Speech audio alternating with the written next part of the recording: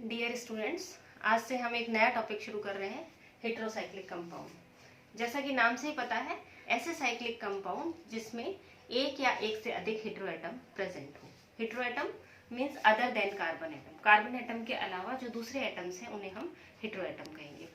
तो heterocyclic compound, तो सबसे पहले यहाँ पर हम आज इस वीडियो में क्लासिफिकेशन एंड नोमेनक्लेचर को टच करेंगे। क्लासिफिकेशन सबसे पहले हम देखते हैं। जो यहाँ हम क्लासिफिकेशन पढ़ेंगे वो है based on size of ring. Ring की साइज पर आधारित है ये। हमारे सिलेबस में 3 तरह के हेटेरोसाइक्लिक कंपाउंड हैं। 5 मेंबर्ड रिंग वाले heterocyclic compound, 6 membered heterocyclic compound and benzofused heterocyclic compound. तो 5 मेंबर्ड हेटेरोसाइक्लिक कंपाउंड्स वे कंपाउंड जिनकी रिंग की साइज 5 मेंबर्ड है, 5 सदस्य है उसकी रिंग में। 4 कार्बन एटम, जैसे यहाँ पर 4 carbon atom and 1 hetero atom. तो एक कम से कम 1 हेटेरो एटम होना चाहिए। एक से ज्यादा हेटेरो एटम भी हो सकते हैं, लेकिन यहाँ पर है 1 हेटेरो एटम। हेटेरो एटम को मैंने X से दिखाया है। X NH भी हो सकता है, नाइट्रोजन और हाइड्रोजन, ऑक्सीजन भी हो सकता है एंड सल्फर भी हो सकता है। तो ये है 5 मेंबर हेटेरोसाइक्लिक कंपाउंड। यदि यहाँ पर N है तो पिरोल होगा।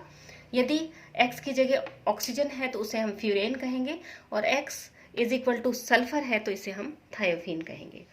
सेकंड है 6 मेंबर रिंग हेटेरोसाइक्लिक कंपाउंड। ऐसे हेटेरोसाइक्लिक कंपाउंड जिनमें 6 सदस्य हो इंक्लूडिंग हेटेरो एटम।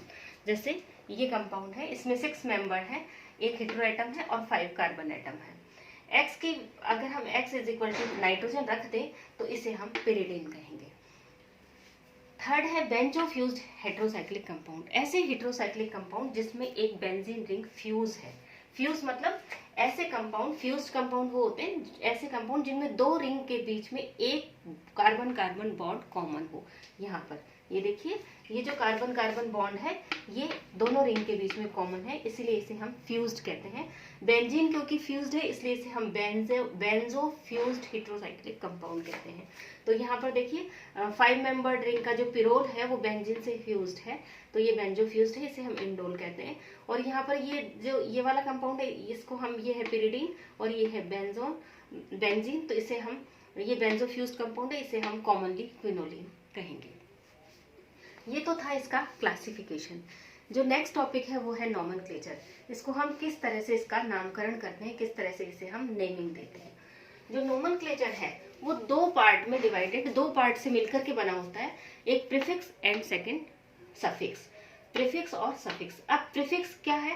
प्रीफिक्स में हम लेते हैं हेटेरो एटम। जो भी हेटेरो एटम प्रेजेंट है उसे हम प्रीफिक्स के रूप में लगाते हैं। हेटेरो एटम हमारे सिलेबस में 3 तरह के हैं, नाइट्रोजन, सल्फर और ऑक्सीजन। ठीक है, ऑक्सीजन को हम ऑक्सा कहते हैं प्रीफिक्स के रूप में, सल्फर को हम थाया कहते हैं, नाइट्रोजन को हम एजा कहते हैं। ये प्रीफिक्स के रूप में लगते हैं। इनका जो प्रेफरेंस ऑर्डर है, इनका जो वरीयता क्रम है वो है, ऑक्सीजन को सबसे फर्स्ट नंबर देते हैं, then sulphur and then nitrogen. सबसे पहले नंबर पर ऑक्सीजन को देते हैं और लास्ट नंबरिंग हम नाइट्रोजन को देते हैं। तो प्रीफिक्स के रूप में हम हेटेरो एटम को लिखते हैं, जैसे ऑक्सा, थाया या एजा। सेकंड जो है वो सफिक्स। सफिक्स के रूप में हम लिखते हैं साइज ऑफ रिंग। रिंग की साइज को हम सफिक्स के रूप में लिखते हैं। तो रिंग की जो साइज है उसे हम 2 तरह से देखते हैं, एक सैचुरेटेड है या अनसैचुरेटेड। रिंग है जो सैचुरेटेड है या अनसैचुरेटेड। तो सफिक्स कैसे लगाएंगे, देखिए यहाँ पर मैंने एक टेबल बनाई है। ये है size of ring. Size 5 membered हो सकता है, 6 मेंबर्ड हो सकती है, 7 मेंबर्ड हो सकती है।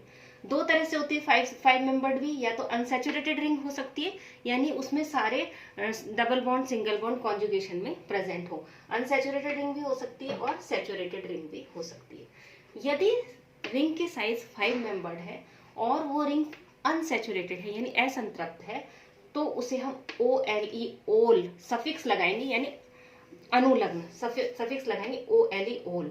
और यदि वो रिंग सैचुरेटेड है यानी वहां डबल बॉन्ड प्रेजेंट नहीं, एक सिंगल डबल बॉन्ड भी प्रेजेंट नहीं है, तो उसे हम कहेंगे ओलेन। सफिक्स के रूप में उसमें ओलेन लगाएंगे। यदि 6 मेंबर्ड रिंग है तो यदि वो अनसैचुरेटेड है तो INE इन लगा कहेंगे, और सैचुरेटेड रिंग है तो उसे एन कहेंगे, सफिक्स के रूप में एन लगाएंगे ANE।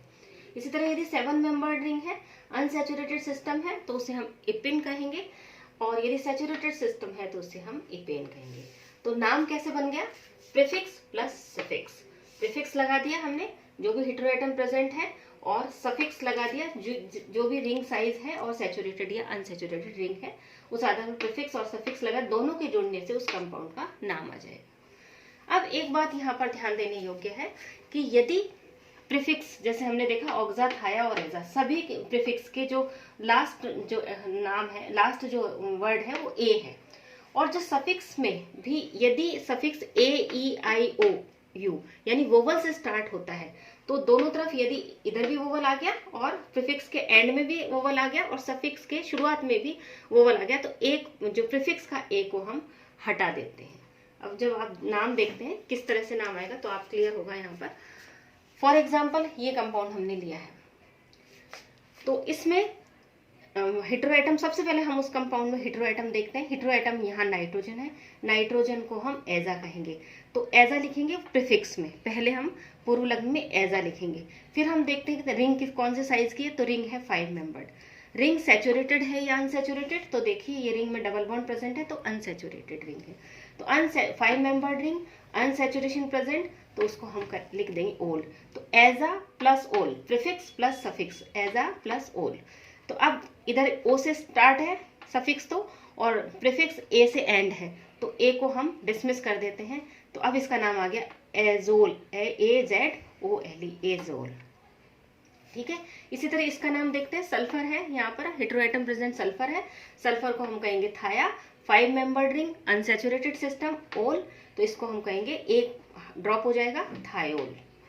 यहाँ पर तीसरा जैसे ये वाला है, थर्ड में ऑक्सीजन को हम कहेंगे ऑक्सा, और 5 मेंबर्ड रिंग, अनसैचुरेटेड सिस्टम, ओल, तो ऑक्सोल। ऑक्सा प्लस ओल, ए ड्रॉप हो गया, ऑक्सोल।